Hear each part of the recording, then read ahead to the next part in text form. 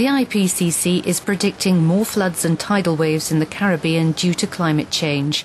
The Bahamas have been forced to take action. We are now increasing the amount of weather observing stations. In addition to that, we now have presently some buoys, sea buoys, to help us determine what is happening with the sea surface temperatures. We want to know exactly what is happening. As a tourist destination, the Bahamas must reassure its potential visitors. For the archipelago, the economic stakes are huge. The Bahamas really depend, roughly about 60% of GDP is directly a result of tourism. Most of our hotels are directly on the coast. So anytime there are any hurricanes, of course, right on the coast there will be some structural damages. Another tourist destination, the Maldives. These small islands are also under threat from climate change. During the last century, the sea level has risen by more than 15 centimetres and is now rising even faster. The highest point on the Maldives rises to 2.3 metres above sea level. The countdown has begun for the 386,000 inhabitants. We are being punished for a crime that we did not commit. There are countries that are releasing so much of gases into the atmosphere, and all these things are affecting the world climate. And we, being a small nation, we are going to be among the first to disappear. During Kofi Annan's Global Humanitarian Forum, the President of the Maldives launched an appeal for help. A child born today in the Maldives may not see his life through in the Maldives. It is going to be a catastrophe of unimaginable proportions. The polluter should pay, and we should pay big time, and we should save those who now struggle to see their island disappearing under their feet. They should have our investment. That is global justice.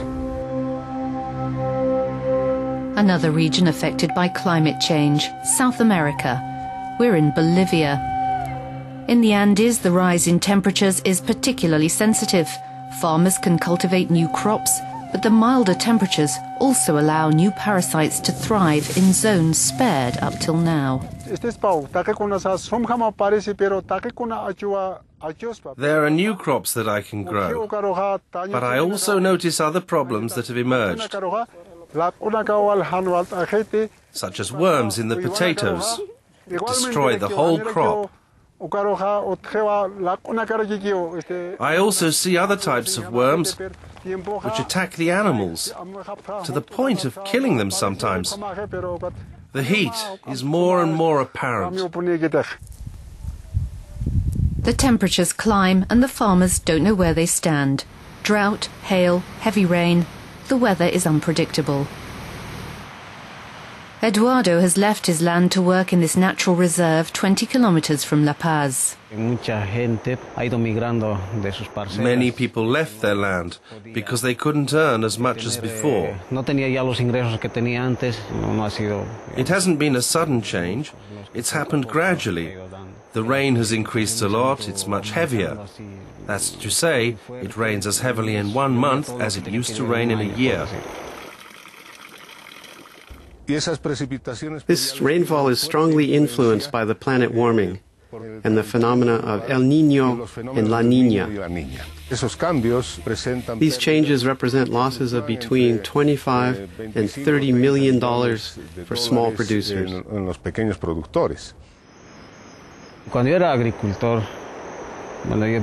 When I was a farmer, when I lived on my land, I was more independent.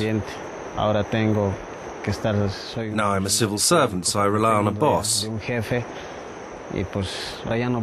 I no longer live on my land. I'm no longer with my family. Most of the time I stay on the reserve encampment.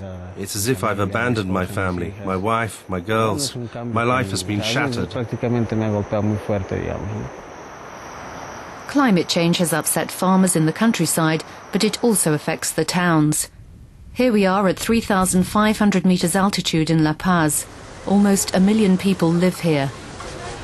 The water supply is partly guaranteed by the glaciers.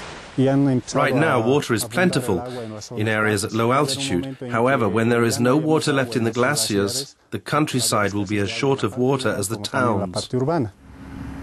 The glaciers are essential for drinking water, for agriculture and for electricity production. The Zongo Glacier feeds around 80% of the electricity consumed in El Alto and La Paz. According to the IPCC, the Zongo Glacier will disappear between now and 2050, and the Chatalcaya Glacier will have disappeared in 2010.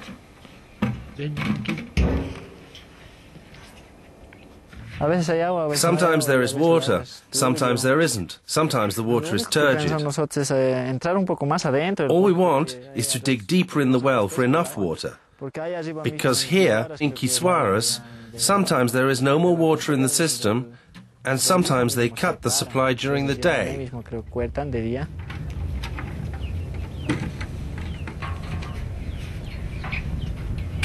Water is not only a natural resource.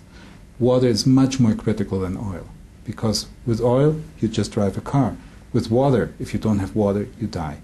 The political, social, and economic implications will go much, much more beyond a single figure of 100, 200, 400, or $600 million. It's a conflict.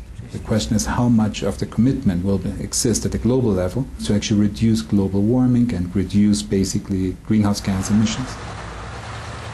Bolivia is one of the countries producing the least CO2 in the world. But if you look at the impact of climate change, we're paying for others. In order to develop economically, some countries are used to exploiting natural resources without any thought for the consequences. For the Amerindians in Bolivia, it's an aberration. For the indigenous population, the idea of exploiting nature doesn't exist because nature is their mother. You cannot exploit your mother. The process of Western development is no longer sustainable. I believe the indigenous peoples, those who were once considered behind the times, have the answers that could help humanity to survive on this planet. Our current global trajectory makes no sense for any of us, rich or poor. Climate change is a threat to all aspects of our lives. Threat to health, threat to security, threat to economic and social stability. Is this the sort of world we want to live in without doing anything about it?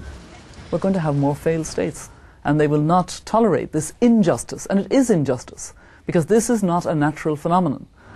This is everybody's challenge in all parts of the world without escape. It just requires us to think differently and to act differently.